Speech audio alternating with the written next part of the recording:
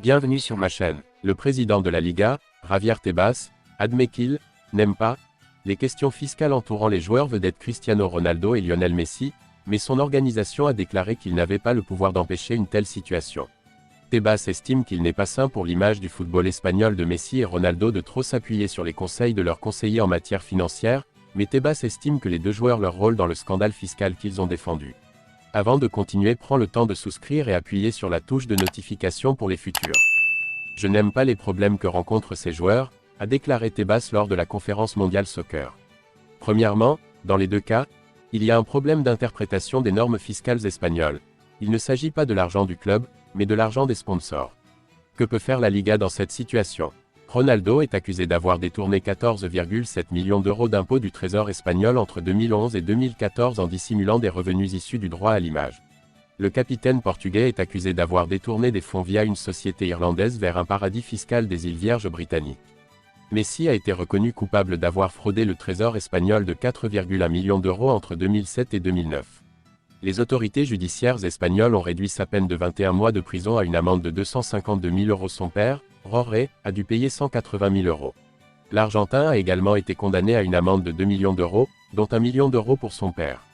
En 2013, le couple a versé 5 millions d'euros de compensation pour couvrir les impôts et intérêts impayés. Je connais les deux cas, a déclaré Tebas. À mon avis, le cas de Cristiano Ronaldo est juste. Tout revenu non gagné en Espagne lui appartient. Or, la loi espagnole lui permettait de ne pas déclarer ses revenus. Dans le cas Messi, personne ne croit vraiment que Messi savait ce qu'il signait. Les joueurs comptent beaucoup sur les agents. C'est une réalité, ce n'est pas sain pour le football espagnol et cela nous fait également du mal. Lionel Messi dit qu'il profite de la dernière bataille contre l'Argentine après avoir assuré une place en championnat grâce à une victoire 2-0 contre le Canada mardi en finale de la Copa América. Après une performance décevante en quart de finale contre l'Équateur, Messi a de nouveau fait preuve de sang-froid en jouant contre Ángel Di María et son partenaire buteur Julián Alvarez. Je vis ce que j'ai vécu lors de la dernière Copa América, de la dernière Coupe du Monde, c'est mon dernier combat et je fais de mon mieux après la victoire, il a déclaré à TikSport qu'il prévoyait d'affronter l'Uruguay ou la Colombie en finale. Messi, qui joue actuellement pour l'Inter Miami en Major League Soccer, n'a pas encore indiqué s'il continuerait à jouer pour l'Argentine lors de la Coupe du Monde 2026, lorsque la finale se jouera dans le New Jersey.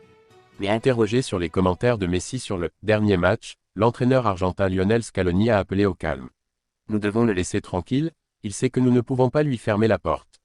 Même s'il prend sa retraite, il peut rester avec nous aussi longtemps qu'il le souhaite. Parenthèse ouvrante, parenthèse fermante. Laissez-le décider ce qu'il veut, a-t-il déclaré. Après avoir remporté la Coupe du Monde 2022 et la Copa América 2021, Messi a la chance de remporter un troisième titre majeur consécutif avec son équipe nationale. L'octuple vainqueur du Ballon d'Or a distingué ses coéquipiers expérimentés, Di María et Nicolas Otamendi, et a déclaré que ce succès était une reconnaissance des années difficiles et stériles que l'équipe a endurées. La vérité est que ce que fait ce groupe, ce que fait l'équipe nationale argentine, est fou. Parce que cela donne à moi et à l'équipe la valeur ajoutée que j'apporte à chaque tournoi, notre génération a participé, a déclaré Messi sur TikSport. Ce n'est pas facile pour nous d'atteindre à nouveau la finale et de concourir à nouveau pour le titre, a-t-il ajouté après la victoire au MetLife Stadium. L'Argentine a atteint la finale contre le Canada avec une relative facilité, mais l'ancien attaquant de Barcelone affirme que cela a été un test difficile jusqu'à présent. Merci d'avoir regardé cette vidéo et je vous prie de laisser vos commentaires.